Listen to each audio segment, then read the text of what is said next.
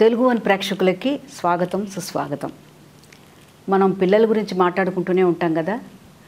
ఎన్ని విషయాలు ఉంటాయో వాళ్ళ గురించి మాట్లాడుకోవడానికి. తల్లిదండ్రులు నేను మామూలుగా చూస్తూ ఉంటాను.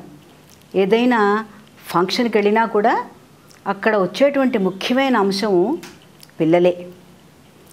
పిల్లలు ఏం చేస్తున్నారు, పిల్లలు చెప్పిన మాట వింటున్నారా లేదా, అలా పిల్లలు లేకుండా మన ప్రపంచకం లేదు.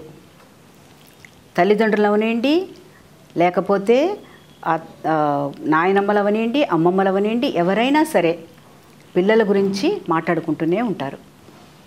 మనం కూడా వారానికి ఒక్కసారి పిల్లల గురించి మాట్లాడుకుంటుంటాం కదా. మొన్నను ఒక చిన్న ప్రోగ్రాం చేశాను. ఆ ప్రోగ్రాంలో అంశం ఏమిటి తెలుసా అండి? అసలు పిల్లలతో మనం మాట్లాడాలా, ఏం మాట్లాడాలి, ఏం చర్చించాలి వాళ్ళతో. వాళ్ళు ఎక్కువగా మన ప్రశ్నలతో వేధిస్తూ ఉంటారు కదా. ఇక మనం మాట్లాడడానికి టైం ఎక్కడుంది, ఎలాంటి విషయాలు మాట్లాడాలి, ఇట్లాంటివండి. అందుకని అసలు మనం పిల్లలతో ఏం మాట్లాడాలి, ఎక్కడ మనం మాట్లాడడం ఆపేయాలి. సో మాట్లాడడం should be A 2-way process. అంటే మనం పిల్లలతో మాట్లాడుతూ పిల్లలకు కూడా మనతో మాట్లాడే అవకాశం ఇవ్వాలండి. అంటే మనం జనరల్గా నాతో తల్లిదండ్రులు షేర్ చేసుకునేది ఏమిటంటే, ఒకసారి మాట్లాడడం మొదలెట్టాక ఇక ఆగరు వాళ్ళు. ఉదాహరణకి బడి నుంచి రాగానే ఏదో చెబుదామనుకుంటారు పిల్లలు. ఇవాళ ఏమైందో చెప్పు అని అమ్మ అడుగుతుంది. చెబుదామనుకున్నటువంటి విషయం మీద ఇక అమ్మ తన మనసులో ఏముందో అది చెప్పడం మొదలెడుతుంది, మాట్లాడడం మొదలెడుతుంది. ఓహో అలా జరిగిందా, ఇలా ఎందుకు జరగలేదు, నువ్వు ఇలా ఎందుకు ప్రవర్తించావు. ఇది టాక్ మామూలుగా 1-way టాక్లా ఉంటుంది. అలా కాకుండా మనం మాట్లాడే ముందు ఒక్కసారి ఆలోచించుకోవాలి.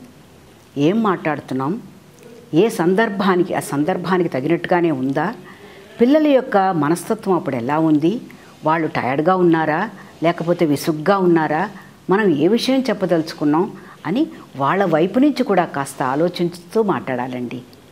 3 ఏళ్ల వాళ్ళతోనేమో మనం సర్మనైజింగ్ చేసినా లెక్చర్లు ఇచ్చినా వాళ్ళు వినే స్థితిలో ఉండరు.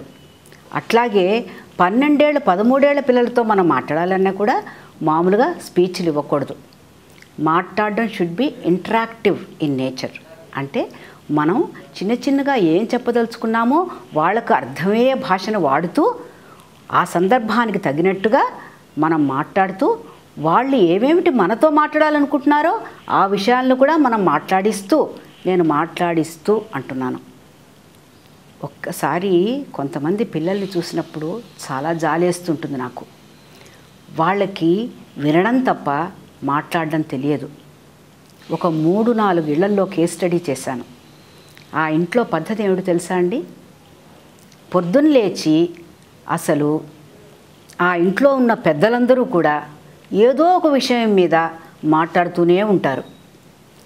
పిల్లలకి వాళ్ళ అభిప్రాయాలను చెప్పి వాళ్ళ మనసులో మాట చెప్పుకోవడానికి అవకాశం ఇవ్వరు. కాబట్టి అట్లాంటి ఇళ్లల్లో పెరిగే పిల్లలకి ఏమైపోతుందంటే స్తబ్దుగా ఉండడం. సందర్భం చూసి మాట్లాడాలి అన్నాను కదండి. ఏమిటి సందర్భం చూసి మాట్లాడడం?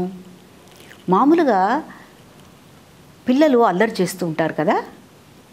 బడి నుంచి మనకేదో కంప్లైంట్ వస్తుంది, సరిగ్గా చదవలేదనో, అల్లరి చేశారనో, ఎవరితోనో దెబ్బలాడారనో, పొట్లాడారనో కంప్లైంట్ వస్తుంది కదా. ఆ కంప్లైంట్ వచ్చింది అని తెలియగానే మనం వెయిట్ చేస్తూ ఉంటాం అన్నమాట. దాని గురించి మాట్లాడాలి, పిల్లలతో చర్చించాలి. మన ఆందోళన పడ్డమే తప్ప ఆ పాపో బాబో 10 ఏళ్ల వయసున్న పాపో బాబో అది తీసుకునేటువంటి స్థితిలో ఉన్నారా అని కూడా మనం ఆలోచించుకోవాలి. మామూలుగా పిల్లలకి హ్యాపీగా ఉన్నప్పుడు, లేకపోతే వాళ్ళు మనతో చనువుగా దగ్గరికి వచ్చినప్పుడు మనం మెల్లిగా బ్రేక్ చేయాలి ఆ టాపిక్ని. అదేదో వాడు చేసినటువంటి ఏదో చాలా మనం క్షమించరాని తప్పుగా అనుకోకూడదండి. అల్లరి చేసి ఉండొచ్చును, కంప్లైంట్ వచ్చి ఉంటుంది. దానికి మనం మాట్లాడేటప్పుడు మెల్లిగా ఆ టాపిక్ని బ్రేక్ చేసి కారణాలు తెలుసుకోవాలి. మనం మాట్లాడేటప్పుడు మన మాటలతో ఏం తెలుసుకోవాలి, ముందు కారణాలు ఏమిటో తెలుసుకోవాలండి. ఆ సిచ్యువేషన్ని వర్ణించమని అడగాలి, అంటే డిస్క్రైబ్ చేయమని చెప్పాలి.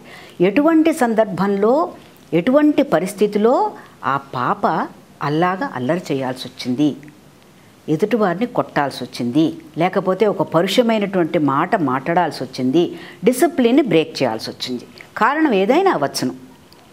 దాన్ని అర్థం చేసుకున్న తర్వాత మనము నెక్స్ట్ స్టెప్ ఏంటంటే ఆ పాపని షేర్ చేసుకొని ఇవ్వాలి మనతో.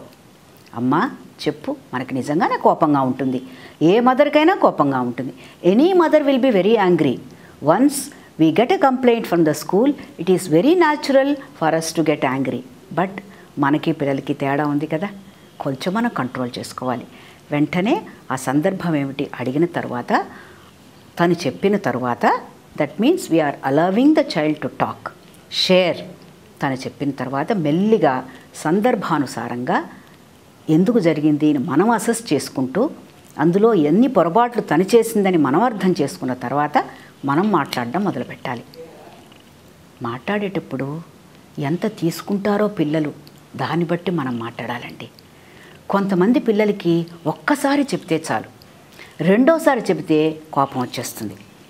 అలాంటి వాళ్ళ దగ్గర ఒక్కసారే చెబుతూ, ఇలా చేయకూడదమ్మా, ఇలా చెయ్యాలి, అయ్యో అలా జరిగిందా. మనం మాట్లాడుతున్నప్పుడు we should express our sympathy also. తప్పు జరిగి ఉండవచ్చును, కానీ తప్పు జరిగినప్పుడు ఎంతో కొంత పాప కూడా బాధపడి ఉంటుంది కదా. అందుకని మనం ఏం చెయ్యాలి, మన సింపతి మనం చూపించాలి. అయ్యో అలా జరిగిందా, పోన్లే ఎందుకు అలా చేసావు. సో మాట్లాడుతూనే ఆ మాటల్లో మన సూదింగ్ ఎఫెక్ట్ని ఇవ్వాలి. ఎక్కడో మనం పాపకి వెనకాల ఉన్నాము, సపోర్టుగా ఉన్నాము అన్న విషయాన్ని మన మాట ద్వారా మనం కమ్యూనికేట్ చేయాలండి. ఇక మనం వాడే పదాలు, ఒక్కొక్కసారి మనం ఏం చేస్తామంటే కోపంలో తెలియకుండా పరుషమైనటువంటి పదాలు వాడుతూ ఉంటాం, వాక్యాలని మనం వల్లిస్తూ ఉంటాం. అలా లేకుండా ఆ ఏజ్ని చూసుకుంటూ, సున్నితమైన వాళ్ళైతే అతి సున్నితంగా మాట్లాడాలి.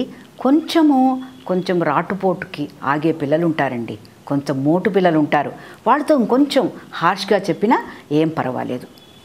అట్లా మనం మాట్లాడేటప్పుడు ఆ సందర్భానికి తగినట్టుగా పిల్లలకి మనం సహాయం చేస్తున్నామా లేదా, వాళ్ళ ప్రాబ్లమ్ని సాల్వ్ చేస్తున్నామా లేదా, మనం అనుకున్నటువంటి పర్పస్ని మనం సర్వ్ చేస్తున్నామా లేదా అని మనం మాట్లాడుతున్నంతసేపు మనం థింక్ చేస్తూనే ఉండాలి. చూసారా, మనం అష్టావధానం చేయాలన్నమాట. మీరు మదర్స్ అందరూ అష్టావధానం చేసేటువంటి తెలివితేటలు మీకు పుట్టుకతోనే వచ్చేస్తాయి. కాబట్టి మీ కోపాన్ని అణుచుకుంటూ, సింపతిని ప్రదర్శిస్తూ, ప్రాబ్లమ్ని సాల్వ్ చేయడానికి ఆ పాపకు కూడా అవకాశం ఇస్తూ, మనము ఈ టాక్ని టూ-వే టాక్గా చేసినప్పుడు తప్పకుండా పర్పస్ సర్వ్ అవుతుంది. పిల్లలకు కూడా మనతో మాట్లాడాలి అనిపిస్తుంది. మాట్లాడడం వేరు, సర్మనైజింగ్ వేరు. అలా చేయకు, ఇలా చేయకు, ఇలా చెయ్యి, అలా చెయ్యి, అది మాట్లాడడంలోకి రాదండి, అది లెక్చరింగ్లోకి వస్తుంది. పొరపాటు చేయొద్దు మనం. అమ్మా అలా ఎందుకు చేసావు, ఇలా చేసి ఉండొచ్చేమో కదా, కొంచెం చెప్పు అంటూ ఇంటరాక్టివ్ టూ-వే టాక్ని మనం మన నిత్య జీవితంలో, పేరెంటింగ్లో ఒక భాగంగా చేసుకున్నప్పుడు children love to talk to us. There are so many situations which require parental talk. There are so many small incidents which also demand parental talk.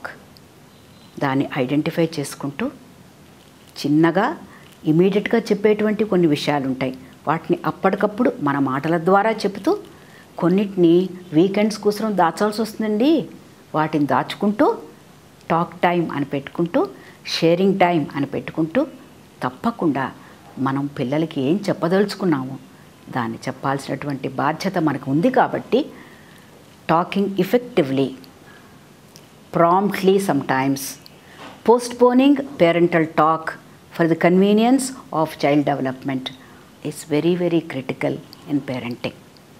చూసారా, కొంతమంది మదర్స్ ముందుకొచ్చి మేము ఇలా మాట్లాడతామండి, మాకెందుకో మేము మాట్లాడుతున్నట్టు బాగాలేదు అనిపిస్తోందండి, అసలు మాట్లాడడం ముఖ్యమే అంటారా అండి అని అడిగిన దానికి ఎంతో కొంత ఈరోజు మీతో షేర్ చేసుకునేటువంటి అవకాశం నాకు దొరికింది. I hope you will keep some points in your mind when you interact with your children or talk with your children. Let the child also talk to you. మనకి పిల్లలతో మాట్లాడడానికి ఎంత రైట్ ఉందో పిల్లలకు కూడా వాళ్ళ అభిప్రాయాల్ని మాటల ద్వారా చెప్పడానికి అంతే రైట్ ఉంటుందండి. Then talking will become an effective parent child interactive process. ఓకేనా మరి? బాయ్.